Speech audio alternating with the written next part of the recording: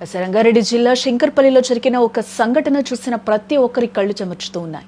ఒకవైపు కన్న తల్లి మృతదేహం కళ్ల ముందే ఉంది, మరోవైపు తన జీవితాన్ని మలుపు తిప్పే ఇంటర్మీడియట్ బోర్డు పరీక్ష ఉంది.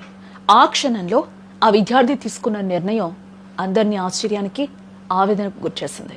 కేజీబీవీలో ఉపాధ్యాయురాలుగా పనిచేస్తున్న కల్పన మంగళవారం రాత్రి అకస్మాత్తుగా మరణించారు.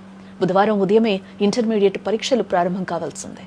ఇంట్లో అమ్మ భౌతికాయం కనిపిస్తుంటే గుండెలు పగిలేలా ఏడవాల్సిన రవితేజ తన తల్లి కన్న కలలను నెరవేర్చాలని నిర్ణయించుకున్నాడు. అమ్మ ఉపాధ్యాయురాలు, చదువు విలువ ఆమెకి బాగా తెలుసు. నేను పరీక్ష రాయకపోతే ఆమె ఆత్మ శాంతించదు అని మనసులో అనుకున్నాడో ఏమో కానీ కన్నీళ్లను దిగమింగుకొని పరీక్షా కేంద్రానికి బయలుదేరాడు. గుండె నిండా బాధ నింపుకొని ధైర్యంగా పరీక్షను పూర్తి చేశాడు.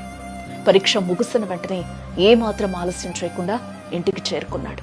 పటాన్చెరు మండలం కొల్లూరు గ్రామంలో జరిగిన అంత్యక్రియలో పాల్గొని తన చేతుల మీదుగానే అమ్మకు కడసారి వీడ్కోలు పలికాడు.